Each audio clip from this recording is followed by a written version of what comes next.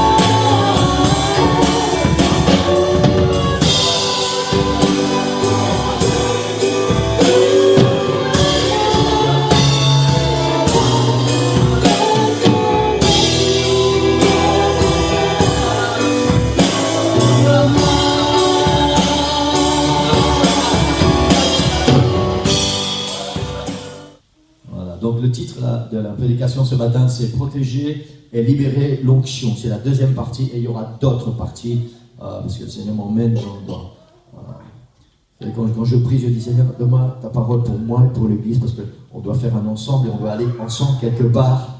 Et le Seigneur est en train de m'emmener quelque part où je vais essayer de vous emmener là où il m'emmène. Amen. Gloire au Seigneur. Dans Exode chapitre 19, vous connaissez ces versets. Exode chapitre 19, versets 10 et 11. Voilà, si vous avez votre Bible, c'est bien de l'ouvrir. C'est pas parce qu'on a les versets sur l'écran. Exode chapitre 19, versets 10 et 11. Alléluia. L'Éternel dit à Moïse, va vers le peuple, sanctifie-les aujourd'hui et demain, qu'ils lavent leurs vêtements, qu'ils soient prêts pour le 3e jour, car le 3e jour, l'Éternel descendra aux yeux de tout le peuple sur la montagne de Sinaï. Et dans Josué chapitre 3, verset 5, Josué dit au peuple, sanctifiez-vous, car demain, l'Éternel fera des prodiges au milieu de vous. Amen. Seigneur, merci pour ta parole. Seigneur, et comme chaque fois, Seigneur, nous voulons nous mettre devant toi, Seigneur. Que ta parole, Seigneur, qui est la vérité, qui est la lumière sur notre chemin, Seigneur, c'est ta parole que tu as choisi de nous donner, Seigneur, pour nous conduire jusque dans la vie éternelle. Et ta parole puisse pénétrer dans nos cœurs ce matin. Seigneur, ouvre nos cœurs, ouvre notre intelligence spirituelle particulièrement, Seigneur, pour que nous puissions vraiment comprendre les mystères de ta parole, comprendre tes plans, tes projets pour chacune de nos vies, tout ce que tu as mis en réserve pour nous, et que nous puissions nous conformer à ta parole. Dans le nom de Jésus, nous prions. Amen. Amen. Gloire au Seigneur. Vous pouvez prendre place. Alléluia. Alléluia. Amen. Depuis le début de cette année, nous sommes conduits par l'Esprit du Seigneur dans une même direction. Aboutir. Aboutir, ça veut dire arriver au bout. Aboutir dans cette percée.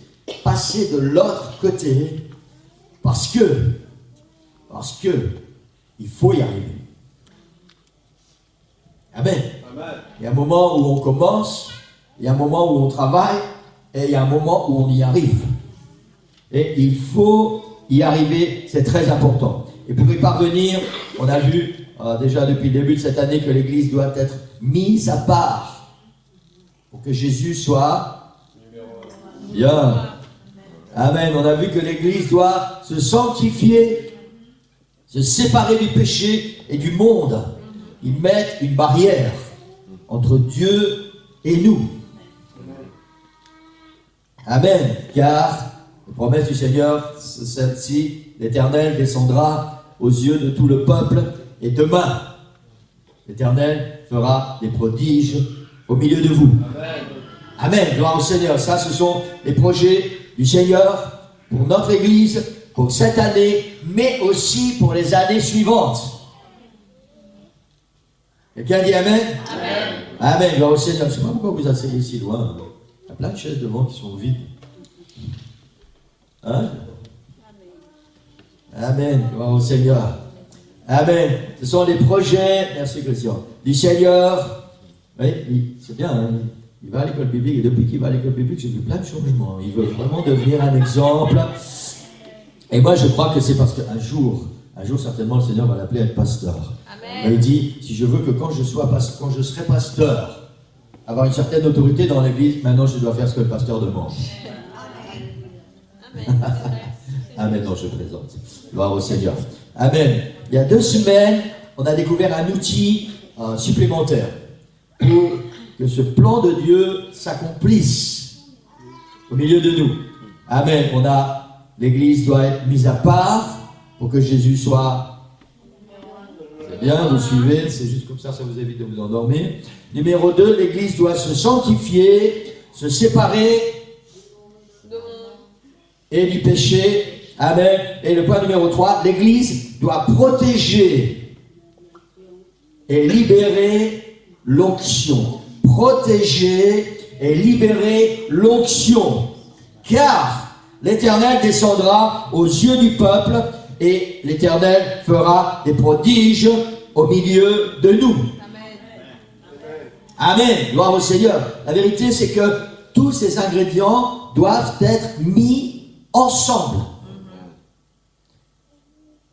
C'est une des particularités pour que les plans du Seigneur s'accomplissent au milieu de nous. On ne peut pas prendre un parce qu'on aime bien celui-là ou parce que celui-là ça va être facile, et puis les autres.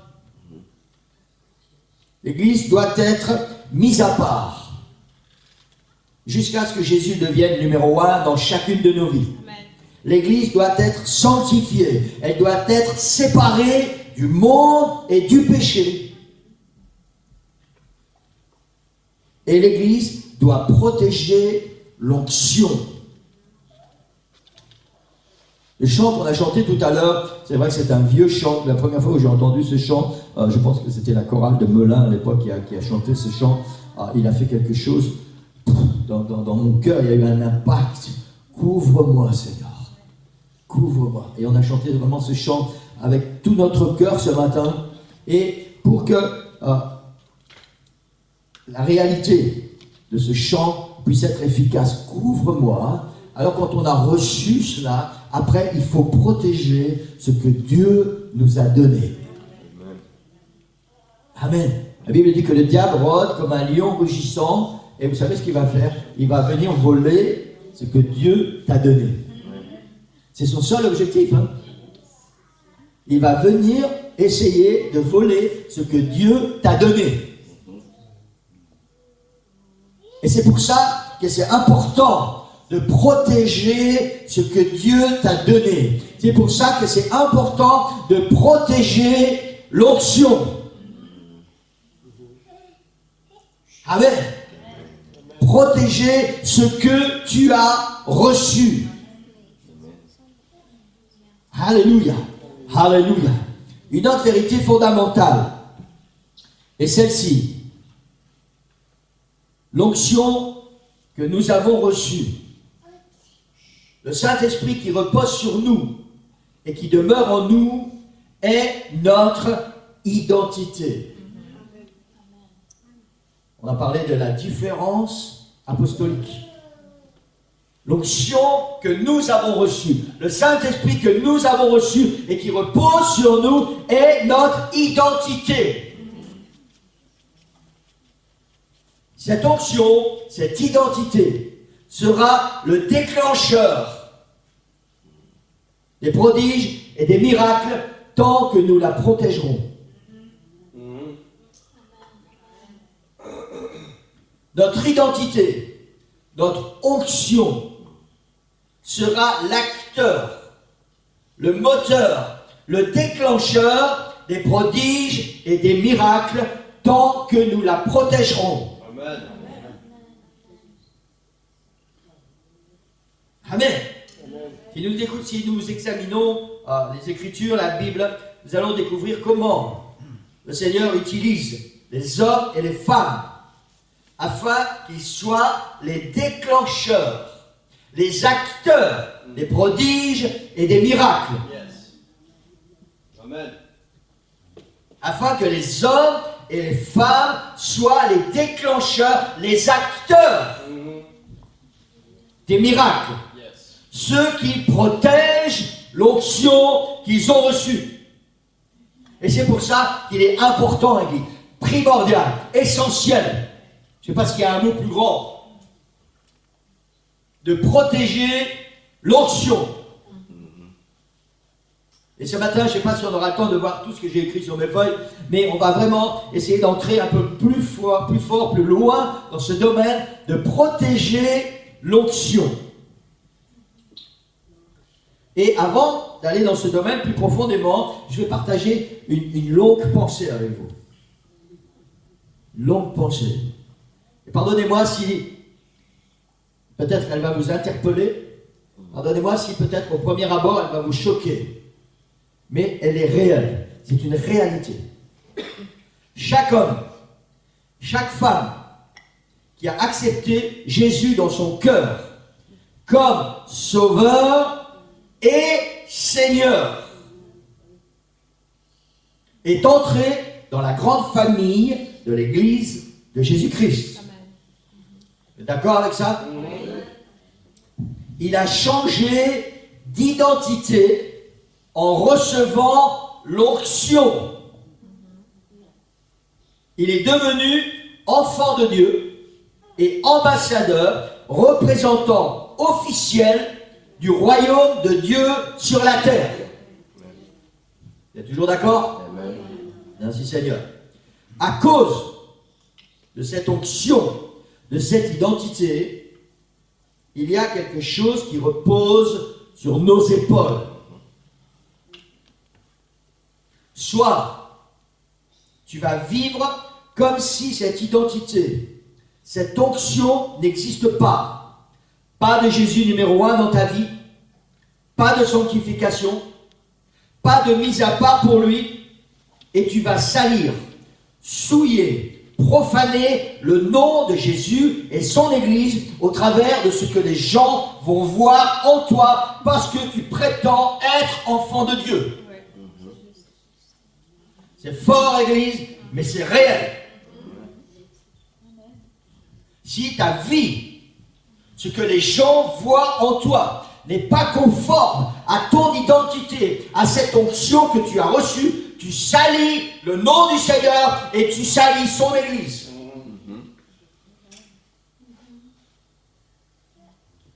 Soit tu vas protéger cette identité, cette onction, et tu vas libérer l'onction autour de toi et permettre au Seigneur d'accomplir des prodiges et des miracles. Amen. Wouh!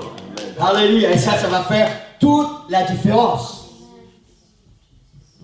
Amen. Amen. J'ai choisi quelques exemples dans la Bible, des exemples bien connus. Comme ça, voilà, votre imagination peut aussi travailler en même temps. Et la parole du Seigneur est proclamée ce matin. Et je voudrais parler d'abord de Joseph. Tout le monde connaît Joseph. Mon beau-père s'appelait Joseph. Tout le monde connaît Joseph. Et peut-être c'est important, avant de parler de Joseph, de rappeler qui il est. Joseph, c'est le fils de Jacob. Peut-être ça ne vous dit rien, mais Jacob, c'est le père des 12 tribus d'Israël. Joseph, c'est le petit-fils d'Isaac. Et c'est l'arrière-petit-fils d'Abraham. Celui à qui la promesse a été faite. Joseph est l'arrière-petit-fils d'Abraham. Abraham, Isaac, Jacob, Joseph. Abraham, celui qui a reçu et à qui Dieu a dit et promis, je ferai de toi une grande nation, un peuple qui m'appartiendra entre tous les autres peuples. Un peuple qui a reçu une onction et une identité divine. Et cette onction et cette identité divine appartient à Joseph.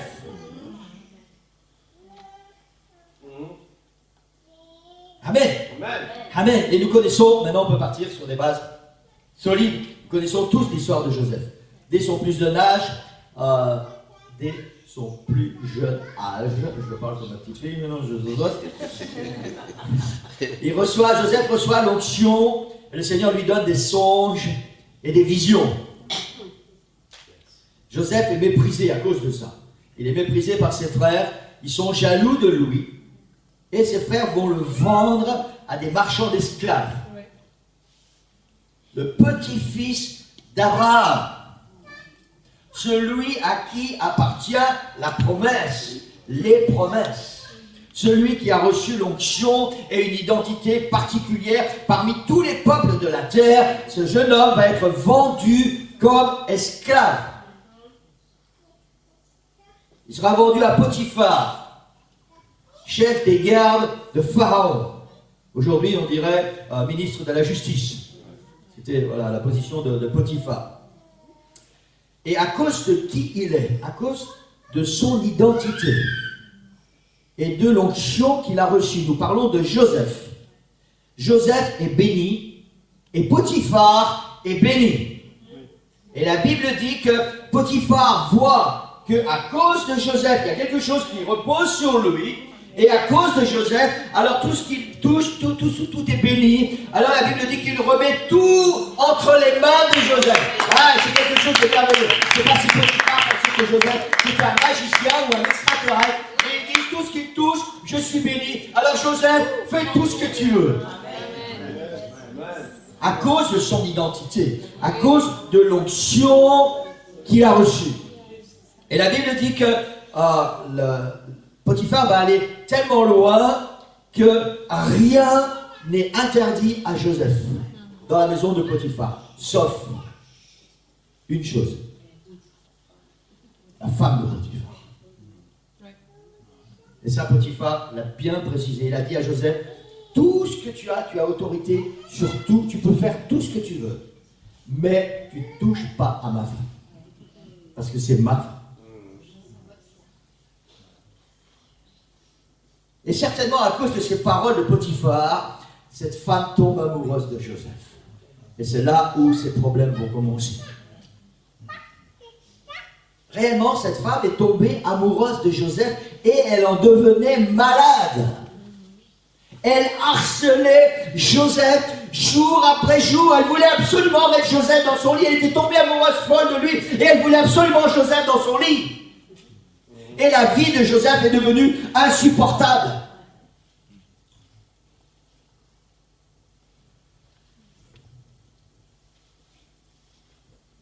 Et Joseph ne cède pas. La Bible dit que Joseph n'a jamais cédé.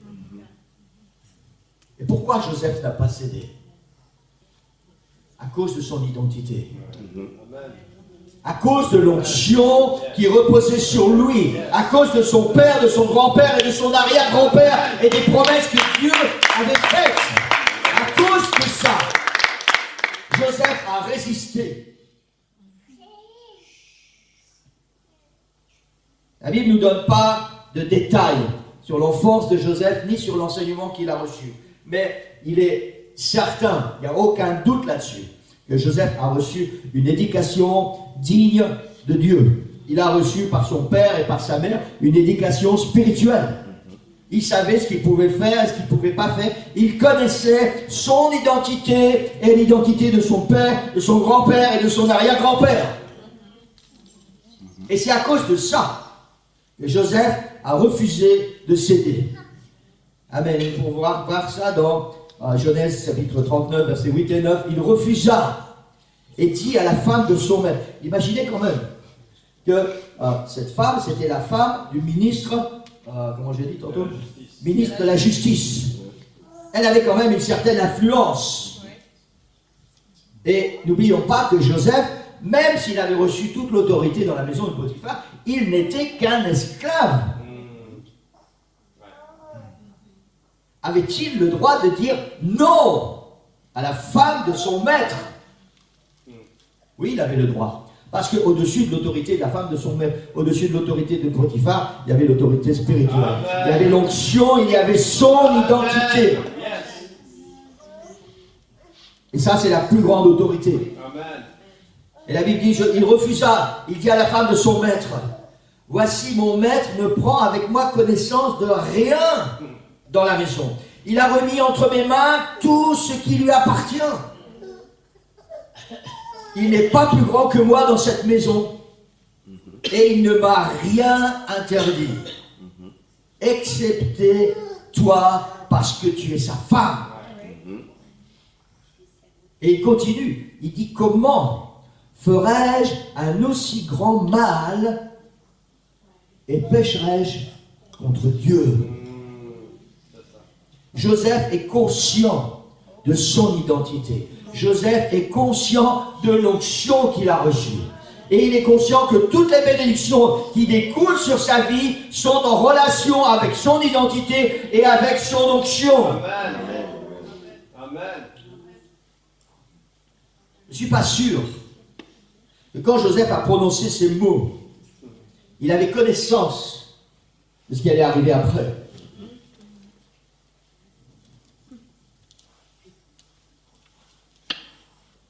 C'est important à dire que nous puissions aussi réaliser ça. À cause de notre identité, à cause de l'onction qui repose sur nous, il y a des choix que nous allons devoir faire, qui vont s'imposer.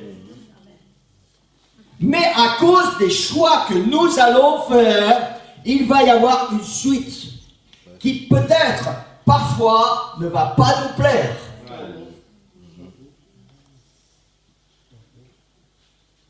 La suite de l'histoire dit que cette femme est tellement fâchée contre Joseph. Elle a réussi, Joseph, il s'est débattu. Imaginez qu'elle était tellement... Elle a pris son manteau. Elle a voulu vraiment la tirer dans son lit. Et Joseph, il a laissé son manteau dans ses mains, il s'est enfoui. Alors elle a gardé son manteau, je ne sais pas si... La transpiration, je ne sais pas.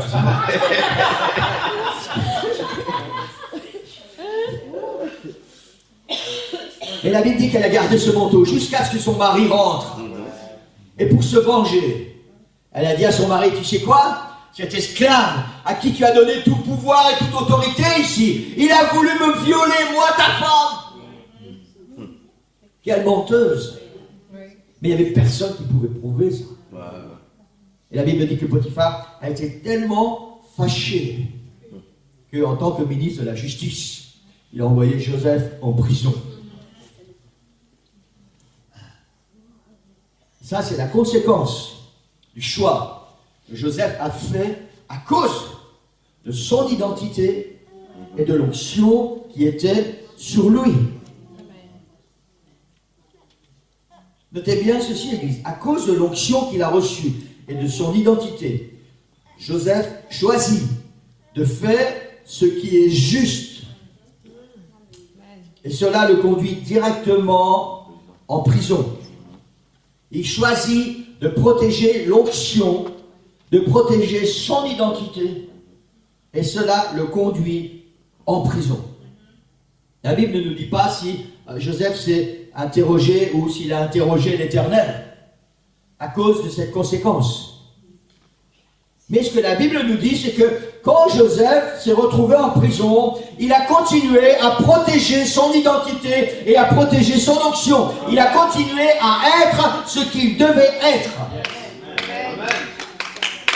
Et pour ceux qui connaissent leur Bible, il y a une suite. Il y a des gens qui vont avoir des songes, des visions dans cette prison là où Joseph est réduit. Imaginez un peu, hein, il était dans la maison du ministre de la Justice, il faisait tout ce qu'il voulait. Hein. Et puis là maintenant il se retrouve en prison. Et en prison, si vous connaissez l'histoire de Joseph, Joseph réussit à obtenir la sympathie du chef de la prison. Juste à cause de son identité. Parce qu'il y a quelque chose qui repose sur lui. Joseph ne fait pas d'effort. Il a reçu une onction. Il a une identité. Il y a quelque chose qui repose sur lui. Et cette identité, elle se libère. Cette onction, elle se libère. Il y a quelque chose qui émane de Joseph. Tout simplement parce qu'il est conscient de qui il est. Et cette onction va faire qu'il va obtenir les faveurs du chef de la prison. Et le chef de la prison, il va faire quoi? Il va faire comme Potiphar. Il va dire à Joseph, tu sais quoi Joseph, ici, c'est toi le chef. Oh, on est descendu d'un étage quand même. Mais il est encore chef.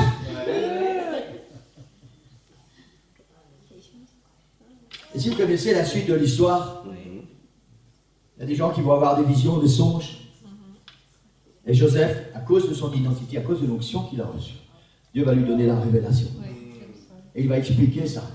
Et ces gens, il y en a qui va mourir, il y en a d'autres qui va retrouver sa place devant Pharaon. Et puis un jour, c'est Pharaon qui a des songes. C'est Pharaon qui reçoit des visions. Et on trouve personne en Égypte pour expliquer au roi ce qui s'est passé. Alors on va chercher Joseph dans le fond de sa prison. Et à cause de l'onction, à cause de son identité, écoutez bien l'église, Joseph va devenir non seulement premier ministre d'Égypte, au-dessus de lui, il n'y aura plus que Pharaon. Donc la femme de Potiphar, elle peut aller se rhabiller, excusez-moi l'expression. Au-dessus de lui, il n'y aura plus que Pharaon. Joseph devient premier ministre. Amen. Mais non seulement ça. Le fait qu'il devienne Premier ministre était dans les plans de Dieu depuis bien longtemps, parce qu'il fallait parce que Joseph allait obéir à son identité, allait obéir au Dieu qui était au-dessus de lui. Il allait sauver sa famille de la mort, il allait sauver tout ce pays, tous ces gens autour de la mort. À cause de quoi, Élise? À cause de son identité. À cause de l'onction qu'il a reçue. Vous savez, Joseph, quand cette femme, elle l'a accroché, et je pense qu'elle a dû le tenir très fort. Certainement, il était lassé de ça, parce que c'était tout le temps, tout le temps, tout le temps. La Bible dit, tous les jours, elle venait tout le temps.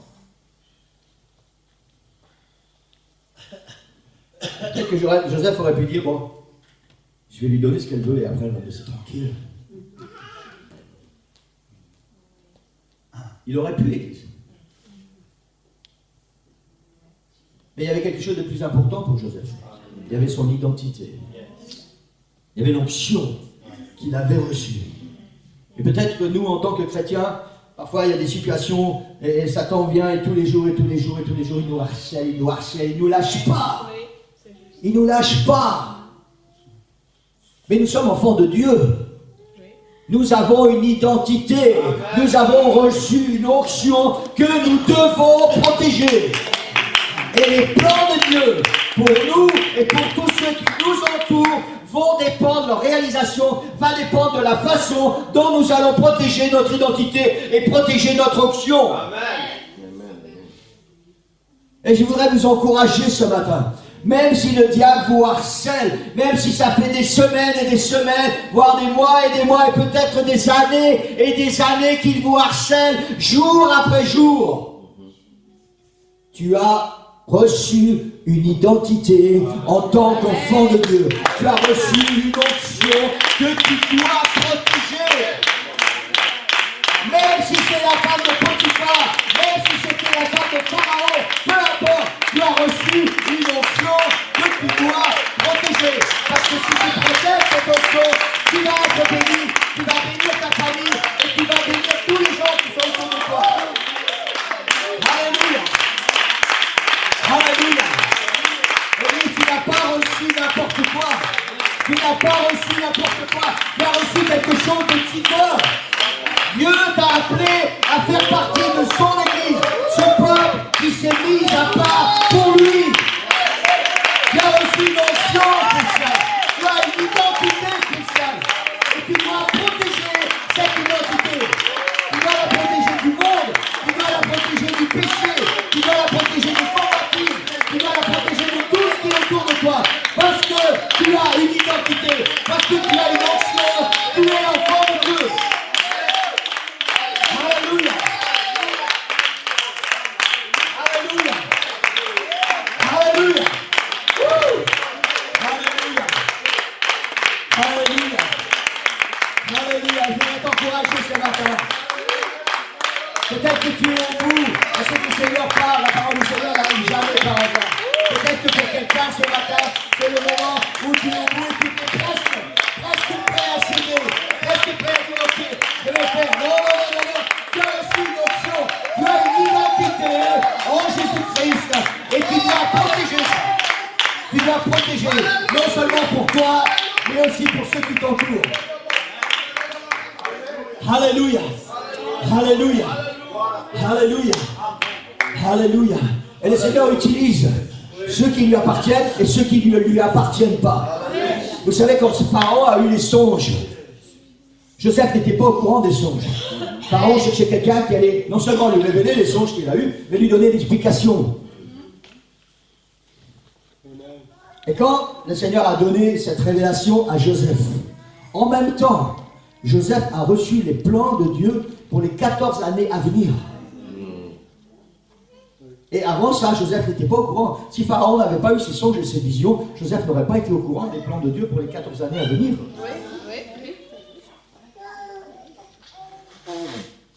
Et parce que Joseph a protégé ça, il a fait venir sa famille. Vous savez, son pauvre papa, Jacob, qui pensait que depuis longtemps son fils était mort. Parce que ses frères, ses méchants frères qui l'avaient vendu, ils avaient menti à leur père, ils avaient dit, regarde la tunique, c'est la tunique de ton fils, il y a plein de sang, hein, peut-être qu'une bête féroce l'a dévoré, peut-être qu'il est mort, il a été mangé par un lion. Imaginez un peu la douleur de ce père. Et d'un seul coup, à cause de son identité, à cause de l'onction qu'il a reçue, Joseph obéit à ce que le Seigneur lui demande de faire. Et d'un seul coup, le cœur de ce père va revivre, va commencer à revivre. Mon fils Joseph est vivant, mais alors je dois me lever et je dois aller le voir, je vais le voir avant de mourir. Vous voyez un petit peu tout ce qui découle de cette identité, de cette onction. Les frères de Joseph, qui ont été méchants avec lui, qui l'ont vendu pour s'en débarrasser,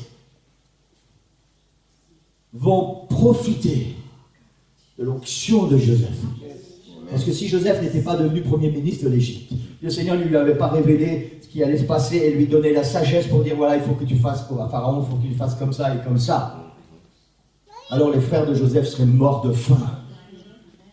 Ces méchants garçons seraient morts de faim. Et eux aussi vont profiter de la bénédiction qui repose sur Joseph. Encore une ramification. Et non seulement toute cette famille, mais Joseph va les faire venir dans le pays d'Égypte, et la Bible dit, il va leur donner le plus beau coin en Égypte, la région de Gozen. Le plus bel endroit qu'il y avait en Égypte. Et vous savez quoi? C'est Pharaon. Pharaon lui-même qui a dit à Joseph, mets ta famille là-bas. C'est ce qu'il y a de mieux en Égypte. Et ils vont vivre. Et tous les Égyptiens vont vivre. Et vous savez quoi? C'est pas fini. Parce qu'au fur et à mesure des années, ces années d'abondance, Joseph va recueillir le grain, le blé va recueillir. Et puis quand la famine arrive, alors Joseph va vendre ce blé. Il va prendre tout l'argent des Égyptiens. Tout ça va aller dans les caisses de Pharaon. Ensuite, il va prendre tous leurs biens. Tout ça va aller dans les caisses de Pharaon. Il va acheter toutes leurs terres. Pharaon va devenir propriétaire de tout le pays d'Égypte. Et ensuite, Joseph va acheter leur corps, ils vont devenir esclaves de Pharaon.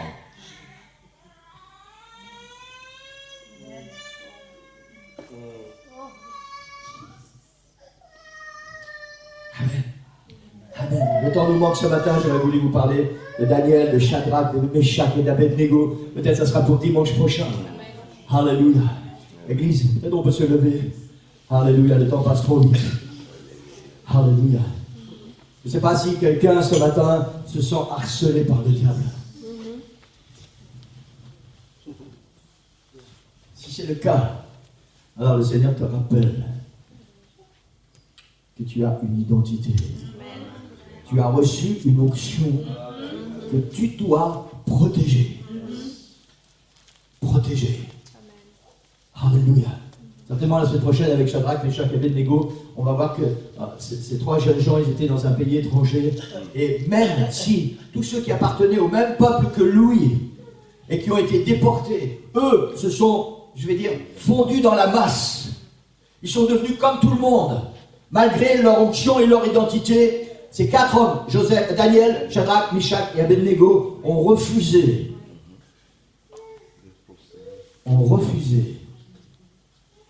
de se séparer de leur identité, et ils ont décidé de protéger l'onction qu'ils ont reçue.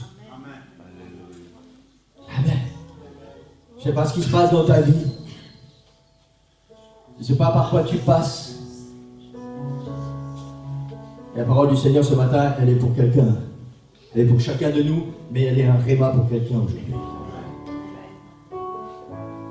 Peut-être que pour toi, tu étais prêt à céder aux avances de la femme de Potiphar. Peut-être que tu étais prêt à céder au diable, à la tentation, ou abandonner quelque chose. Peut-être que tu étais prêt à oublier ton identité et l'onction que tu as reçue. Alors il y a cette réalité. Joseph, parce qu'il a décidé de protéger l'onction, Joseph s'est retrouvé en prison. Mais il ne faut pas être focalisé avec le fait que Joseph s'est retrouvé en prison. Parce que Dieu avait un plan pour lui, pour plus tard, et ce plan a béni tous les pays qui étaient aux alentours. Alors ce matin, il ne faut pas se focaliser avec le fait que parce que Joseph a obéi à l'ordre du Seigneur, il s'est retrouvé en prison. C'était le plan de Dieu et Dieu a continué de le bénir en prison. La case prison, c'était un endroit où Joseph devait passer pour devenir ensuite Premier ministre. Et je ne sais pas par quoi le Seigneur va te faire passer. Peut-être qu'il y a une case que tu ne vas pas aimer. Peut-être qu'il y a un endroit, une situation qui va être tout à fait inconfortable pour toi, mais que tu vas devoir traverser parce qu'il y a un appel pour toi pour devenir Premier ministre.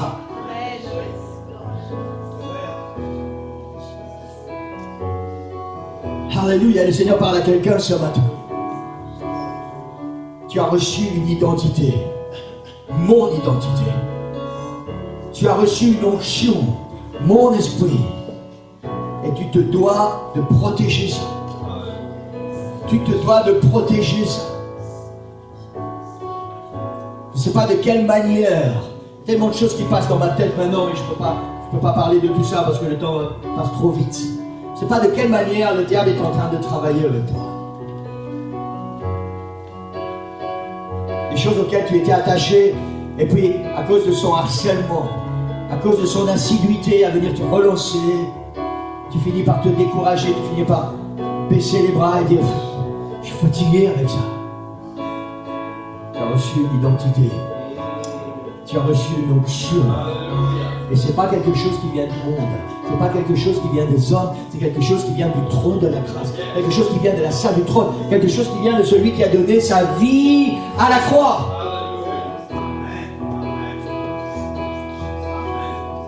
Et le Seigneur te parle ce matin. Protège l'onction que tu as reçue. Protège ton identité. Protège ton identité. Alléluia. Est-ce qu'on peut fermer les yeux, Église? Le tel est ouvert ce matin. Je sais que le Seigneur parle à nos cœurs. Et je vous rappelle que c'est bien d'utiliser cet autel. Il a été créé pour ça. Pour qu'on puisse venir s'approcher du Seigneur et se sentir un peu libéré, donner nos fardeaux, donner nos soucis et recevoir la bénédiction dont nous avons besoin. Alléluia. Alléluia. Alléluia. Alléluia. Alléluia. Le Seigneur parle à ton cœur maintenant. Alléluia. Alléluia. Maintenant, si même tu as eu la pensée d'abandonner, si tu as eu la pensée de faire autre chose, demande juste pardon au Seigneur et le Seigneur va te pardonner. C'est pas important. C'est pas important si tu fais le bon choix maintenant, si tu prends la bonne décision maintenant. Parce que tu as une identité. Tu as une identité. Tu sais, le diable va essayer de voler ton identité. Il va faire avec toi plein de choses. Il va essayer de travailler avec ton argent pour que tu essaies de trouver de l'argent quelque part. Il va essayer de travailler avec ton travail. Parce que tu vas travailler et tu vas oublier l'église parce que tu as besoin d'argent. Il va travailler avec ta famille et tu vas peut-être faire des compromis avec la famille et tu vas oublier l'onction que tu as reçue. Tu vas oublier l'identité qui est la tienne. Il y a tellement de façons dont le diable va travailler avec notre vie parce qu'il connaît notre situation et il sait exactement où il doit travailler chez toi pour t'éloigner du Seigneur, pour t'éloigner de la famille, pour t'éloigner de ton onction et de ton identité.